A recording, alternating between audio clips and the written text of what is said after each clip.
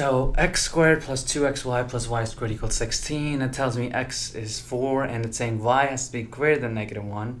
And then, what is the value of y? Alright, so x squared plus 2xy plus y squared equals 16. And I know that x equals 4. Keep in mind, a lot of times when I do these problems, this is my first time looking at them, and I do that on purpose, just so you can kind of really hear the whole thought process out and see exactly how I would attack this problem in the test. Right, so I see that x equals 4 and it tells me that y has to be greater than -1. So let me throw that 4 in for that x there, and let's see what happens. So 4 squared plus 2 times 4 times y plus y squared equals 16. So 4 squared is 16, plus 2 times 4 is 8, y plus y squared equals 16. Right, so now all I've done so far is replace my 4, replace the x with 4. Now there's 16 here and a 16 here, so they cancel out and you're left with 0. So 8y plus y squared equals 0. And then I can take out a y here, because there's a y here and there's a y here. So it becomes y times 8 plus y, which equals 0. And if I divide both sides by y, I'm left with 8 plus y equals 0, and then y would equal -8. But, this is strange. So now it tells me that y is greater than -1, and I got y to be -8 when I did that. And obviously cannot be -8, so alright, let's see what else we can do.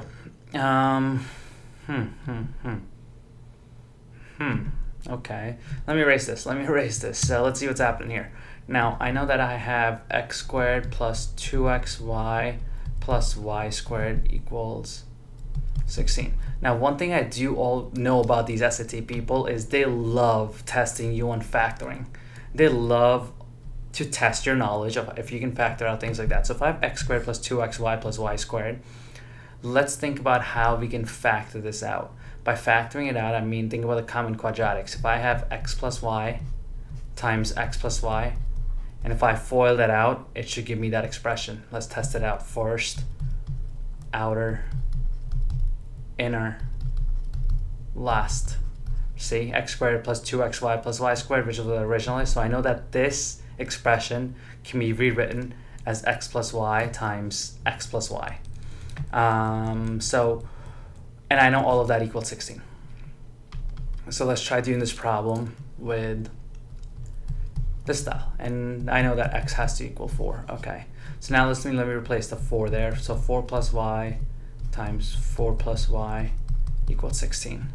The questions ask me what is the value of y. One of the tricks that I can do now, and this is exactly what I'm going to use now, is I'm going to use my answer choices. C is 2 and D is 3.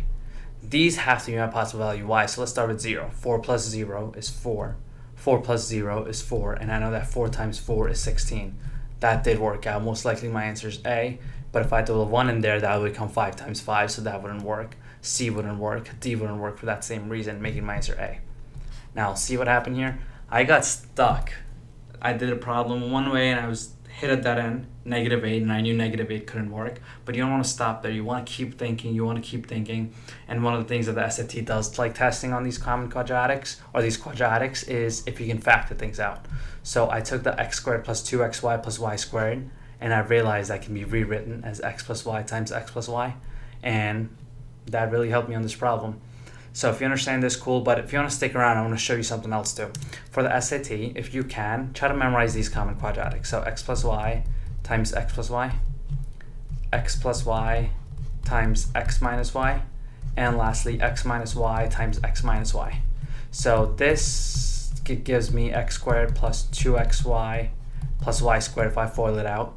This will give me x squared plus y squared. This gives me x squared minus 2y squared plus y squared.